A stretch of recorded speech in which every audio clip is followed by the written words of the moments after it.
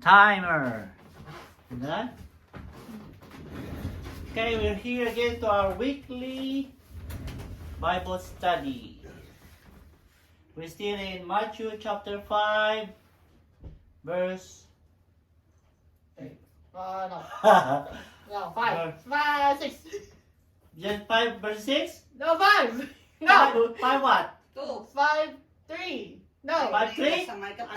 3. 3. Matthew chapter 5, verse 3. We're studying about that. I think those are the Beatitudes. Where are we now?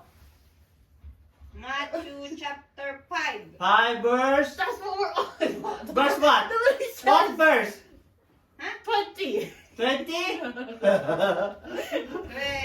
No. Okay, chapter 5, still the topic is the law and the prophets. So we will find out what verse are we in.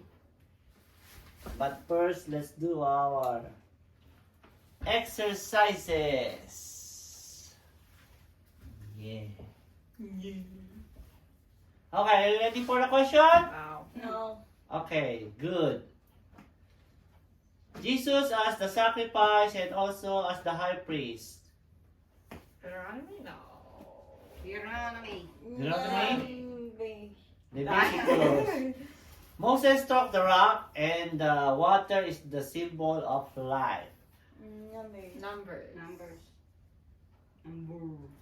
Moses prophesied a prophet will come like him. Deuteronomy. That's the one.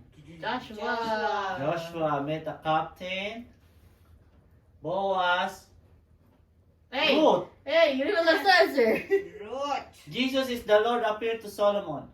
Samuel. Samuel. Chronicles. Chronicles. Hindi ko mabasa.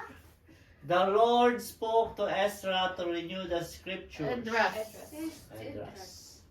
Samuel. Samuel anointed David. First Samuel. I think that's the one we're gonna read. It's about the bride represent the church, which is Jesus. Song of Solomon. Song of Solomon. Huh? He is the Emmanuel. Isaiah? Psalms 23. Psalm. Isaiah. Sam lang. What is Emmanuel? Psalms. No, not. God. Oh! It's Psalm. Get it God right. Psalm. With you.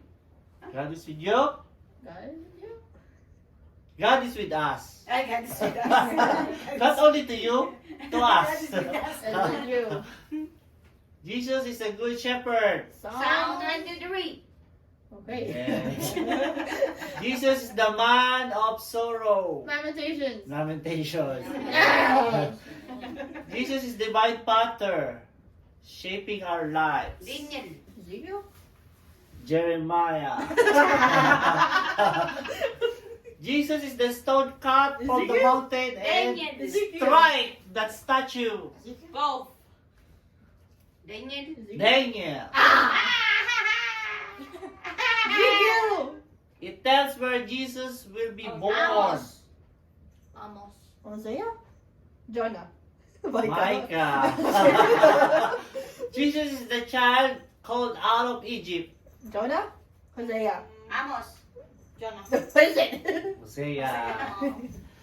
Jesus is the judge of the nation. Amos? Amos. Amos. Picture of Jesus went to pagan 3 days and 3 nights. Jonah. Jonah. That's it. That's it? Yeah. That's it? Yeah. What? That's it. Yeah. That's it. That's it. So Jonah pa tayo natapos? Bro, that's so short. It feels like nothing new is added. Wait. Baka hindi na-save dito sa isa. It's like nothing new is added. It's like the last time. Really? Yeah. I will check. What the? Yeah, tama naman. Ang last ay tama, What? kay Jonah. I don't feel like nothing was added though. I think just like one is added. Yeah, I think I have one more. But well, it's fake, it's fake. Okay, let's start now. So we are in Matthew chapter 5 verse 17. Oh, I was close. I said 20. 17. I said 20. I was close. Wala You did na not mas say school. the law I of said the 20. Didn't say anything. I said 20. Where's my Matthew? Okay? It's all about Jesus. Jesus is the Bible. So all in the Bible is all about Jesus. Even though 16th century Jesus is not born yet, they are already talking about Jesus. Okay? Matthew chapter 5 verse 17. Can't find it. Do not think I have come to abolish the law or the prophets. I have not come to abolish them, but to fulfill them. For truly, when he say for truly, I'm not joking. This is serious. I say to you, until heaven and earth pass away, not an iota, not a dot will pass from the law until it is accomplished. So everything that is on the Bible is gonna accomplish. But when the earth and heaven is passed away, end of the world, then we don't need the Bible. But as long as we're here, it's gonna happen. Okay? Search the scripture, we already did that. And Acts, all about the prophets are testifying about who believes will be saved.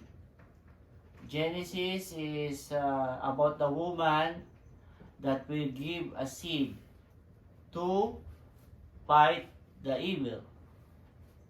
Exodus is the Passover story. Leviticus is the offering of the lamb, and high priest as the representative of all people to God. Numbers, Moses, when Moses struck the rock, it gave water to the people who was from Egypt, and it gives life.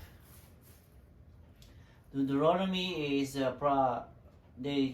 Moses tell the people that they will become a prophet who's greater, which is Jesus.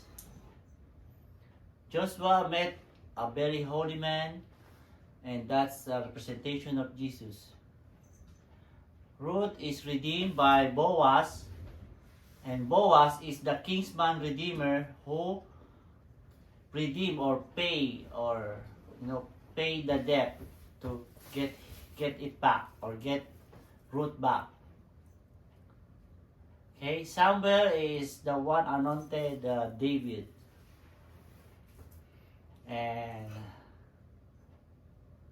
in Chronicles, Jesus is the one who appeared in Solomon's dream, and he wishes for wisdom, not any riches or gold or more win in the battle. He asked for wisdom.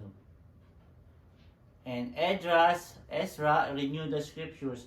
After they came slave, they were beaten, and then they will be slave in the Egypt. Then Ezra said, that's why this is happening to us. We are forgetting about God. That's why we're experiencing bad things. So now we have to start getting serious with the scripture, with the Bible, until they develop those high priests and then those Pharisees. So they think this will remind the people not to forget.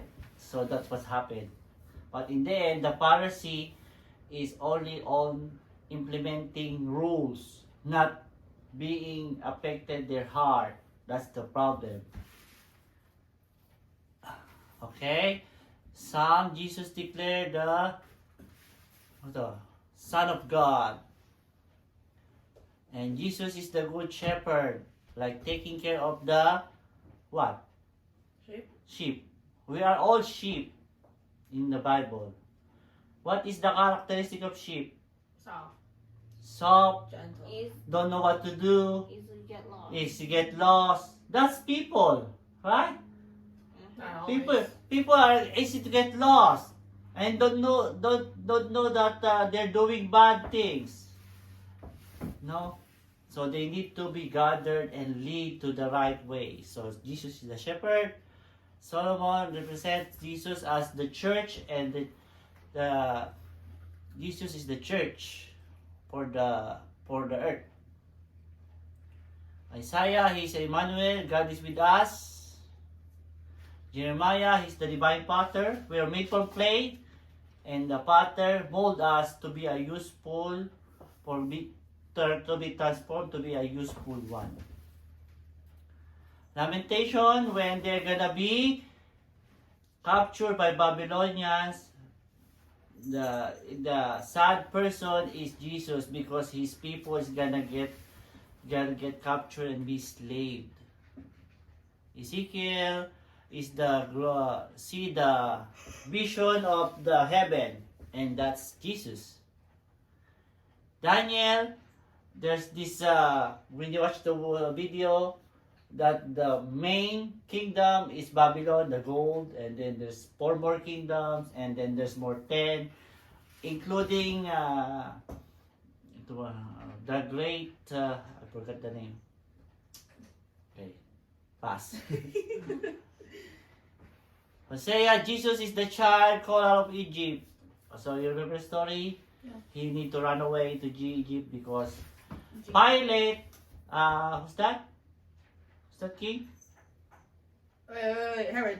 King Herod, the madman. He goes, King Herod, the madman, want to kill all the child, and he needs to hide there. That's his Jesus. Amos is the judge of the nation.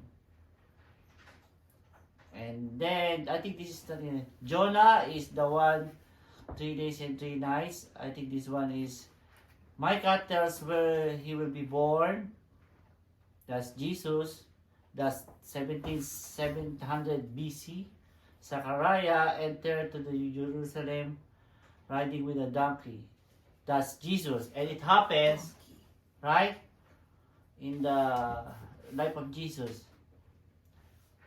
Malachi, Jesus is the son of the righteousness. And in Genesis, Jesus is the ark. Whoever want to be saved goes to the ark or believe in Jesus.